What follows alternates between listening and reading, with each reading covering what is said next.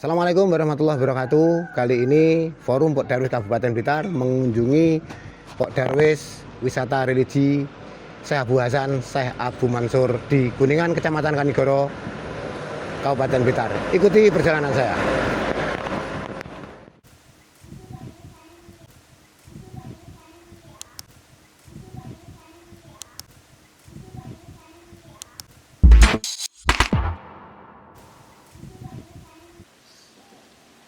Assalamualaikum. Waalaikumsalam warahmatullahi. Monggo monggo pinana, monggo.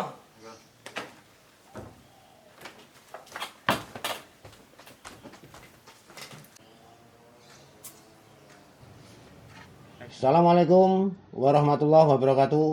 Salam pariwisata.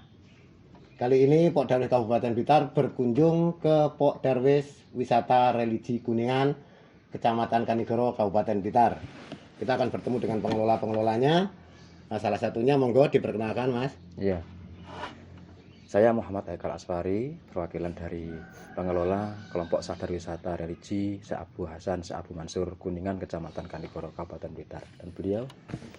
Ya, terima kasih.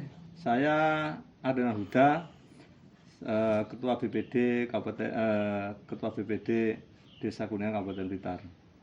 Oke.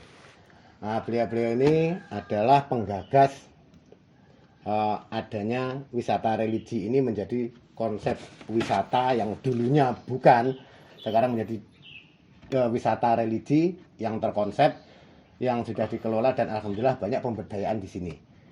Mas Haikal, Iya. sejarah wisata religi ini sebetulnya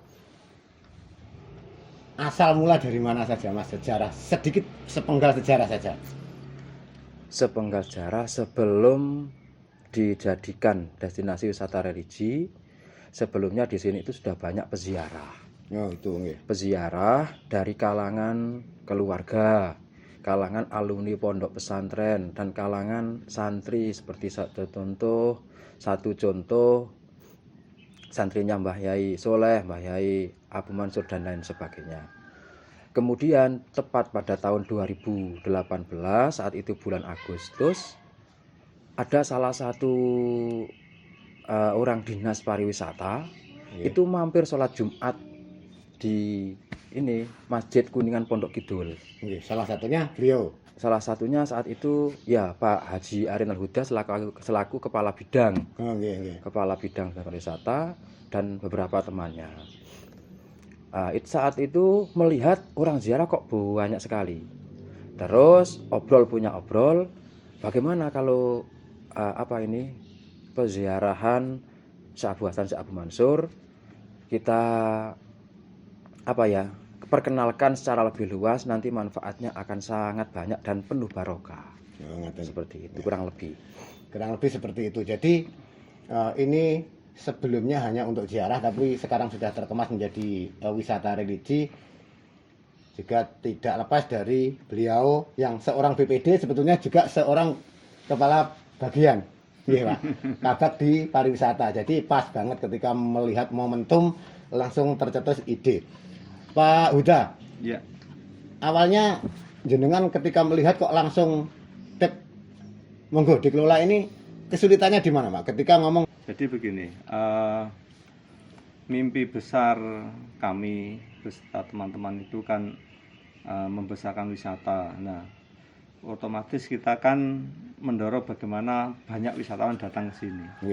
Waktu itu yang saya pikirkan hanya satu, kunci utama wisata religi yang ramai adalah tempat parkir. Kalau misalkan itu tidak tuntas, mungkin tidak akan jadi seperti ini. Alhamdulillah keluarga ketua kita ini, saya bicara, alhamdulillah sangat mendukung rencana pengembangan wisata atau tempat makam ini menjadikan wisata religi. Nah, dari situ akhirnya kita tentu berkembang lagi setelah disetujui adanya tempat parkir, penggunaan lahan yang tadinya untuk tegalan. Kemudian kita berikut tentang pemberdayaan masyarakat, karena wisata religi yang kita bangun harus bermanfaat bagi masyarakat sekitar. Betul. Ya, diantaranya adalah bagaimana ekonomi masyarakat sekitar bisa tumbuh. Alhamdulillah sedikit dan juga teman-teman Pok Darwis menggagas adanya homestay yang alhamdulillah menurut hemat kami, catatan kami sebagai seorang dinas juga merasa ini homestay Kunang itu paling laku di bidang ditimbang teman-teman yang lain. Melihat dari data seperti itu. Ya. Oke. Nah, ini jadi dengan adanya pengelolaan yang baik menjadi satu destinasi wisata, bisa dipastikan pemberdayaan di sekitar itu pasti ada. Iya. Dan ternyata tanah tersebut itu awalnya dari tanahnya keluarga Mas beliau Haikal. nih, Mas Iya. Haikal.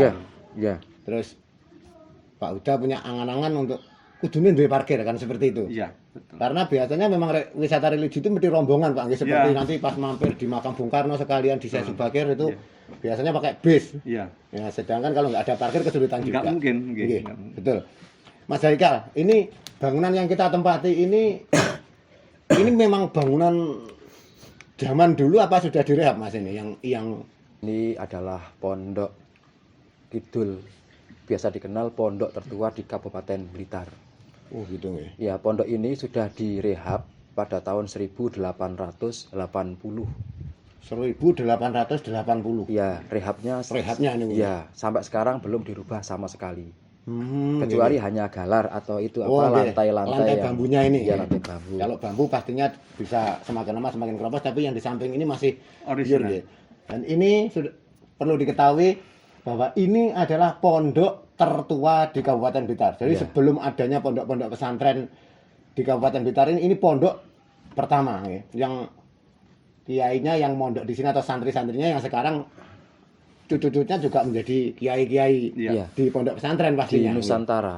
Di Nusantara nggih. Iya, di Nusantara. Nah, sejarahnya Syekh Abu Hasan dan Syekh Abu Mansur ini Mas Haikal, saya pernah mendengar cerita bahwa ini kita kupas sedikit sejarah nggih.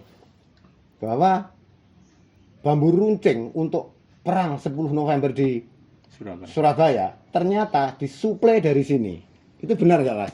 Iya, tepatnya kalau untuk bambu runcing itu disuplai dari beliau Hadratus Syekh Mbah Yai Mansur Kalipucung Mbah Kyai Mansur Kalipucung nggih. bin Mbah Kiai Abu Mansur Kuningan. Abu Mansur yang di sini nih. Ya, Nggih. walaupun secara apa ya independen memang beliaunya Mbah Yai Mansur, tapi bantuan dari saudara-saudaranya seperti Mbah Yai Soleh Kuningan, Mbah Yai Abu Masar yang bergerak kiai-kiai tauhid, mereka juga ikut riadoh atau menahan diri dan berdoa meminta pada Sang Kuasa agar bambu yang notabene hanya kayu, Hanya bambu nggih, hanya bambu, kayu itu punya kekuatan istimewa, yang bisa melawan senjata modern. senjata modern, bahkan alutsista yang mungkin sudah zaman itu sudah dikatakan wow seperti itu kalah dengan namanya bambu Bambu runcing. runcing. Iya. Dan ternyata ini berarti Berangkatnya dari Kuningan. berangkatnya dari Kuningan, campur tangan seorang kiai yang berada di Blitar untuk perang 10 November di Surabaya. 10 November ya. Nah, ini saya kembali ke ngomong Pak Darwis. Dengan kondisi yang seperti ini Mas Haikal, Pak Huda, Iya. di era pandemi ini pastinya karena ada PPKM, ada peraturan-peraturan yang lain, pastinya semua destinasi wisata ini surut dalam segi pendapatan karena tidak ada kunjungan. Nah, Pak Darwis yang berada di sini ini saya melihat ngomong profit sebetulnya kan belum terlalu banyak menurut saya karena bukan wisata umum sing bisa banjir ini. Tapi mereka tetap semangat dan tidak merotoli. Itu seperti apa strateginya Pak Huda? Ya, kunci utama teman-teman Pok Darwis Wisata Religi adalah satu-satunya yaitu keikhlasan dalam bekerja. Keikhlasan dalam bekerja. Jadi bukan sudah tidak berpikir ke profit ya? Sama sekali tidak. Profit adalah bonus kalau Iya. ketika ada. Iya, Jadi seperti betul, ini. Nah ini. Nah, keikhlasan itu tentu ya kita sudah menjadi prinsip kita, dan prinsip yang kedua tentu semua untuk kemaslahatan masyarakat ya. Nggih. Tidak pernah terlintas Pok Darwis itu mencari uang, Nggih. sama sih tidak pernah ada. Tapi bagaimana banyak orang datang ke sini bermanfaat bagi mereka yang datang berziarah, berzikir, berdoa, meminta kepada Yang Maha Kuasa, dan tentu setelah mereka berdoa dan mereka biasanya mampir ke warung kopi yang ada di sebelah depan tadi, dan mampir beli rujak, mampir beli dawet, seperti itulah. Itu para pedagang ini yang menerima manfaatnya. Dan kalau sudah seperti itu kita sangat senang sekali, sangat bangga karena apa yang kita kerjakan selama ini bermanfaat bagi masyarakat sekitar. Seperti itu. Jadi ini teman-teman, mungkin Pak Darwis di seluruh Indonesia ketika ingin bertahan, satu-satunya kunci yaitu ikhlas dulu. Jadi ketika keikhlasan itu sudah kita tanamkan pada Pak Darwis, baik pengurus serta anggotanya, insya Allah akan bisa bertahan. Soal profit adalah bonus ketika ada profitnya. Nah seperti itu. Nah Mas Haikal, saya melihat di sana tadi, ini saya kalau ngomong kelembagaan saya tanyanya ke Pak Huda, karena seorang BPD juga Pak Darwis. Sebenarnya Pak Huda ini jabatannya 3, Pak Darwis iya, BPD iya, Kepala Bagian di Dinas Pariwisata juga iya. Kalau ngomong sejarah saya ke ini Mas Haikal. Saya melihat masuk tadi di sana ada banner besar yang tertuliskan di situ wisata religi Kuningan. Di situ saya Abu Hasan, saya Abu Mansur dan 28 kalau nggak salah.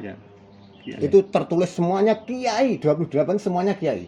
Dan itu makannya di sini semua nggih Mas Haikal. Iya. Untuk banner selamat datang. Insya Allah kedepannya akan kita ganti. Tetap arahan dari Dinas Pariwisata sebagai ikonik adanya identitas welcome itu. Kita wujudkan, tapi karena kita konsepnya religi, mungkin suatu saat kedepannya akan kita gambar dengan timbul seperti apa itu marhaban, seperti itu. Marhaban. Atau di destinasi wisata religi tapi dengan bentuk pegon Arab. Oh, ngaten. Jadi sekarang kan instagramable itu kan juga banyak. Ketika datang di wisata religi bisa langsung selfie, oh ini di wisata religi Kuningan. Kedepannya seperti itu. Dari beberapa tokoh wali-wali Allah dan ulama yang tertulis di sambutan selamat datang tersebut, yang pertama Syekh Abu Hasan, Syekh Abu Mansur, dan sampai kiai-kiai mutaakhirin itu anak cucu dan santri dari Mbah Yai Abu Hasan dan Mbah Yai Abu Mansur. Semua terkait dengan Syekh Abu Hasan dan Syekh Abu Mansur.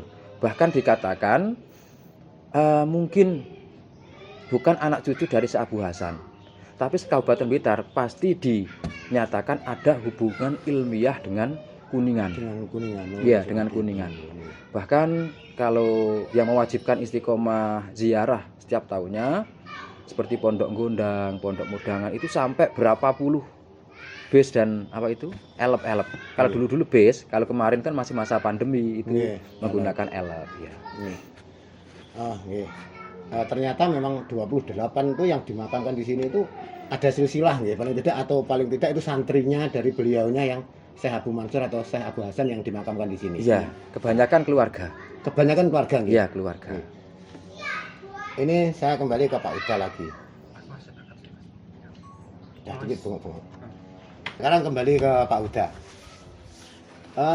Wisatawan yang ke sini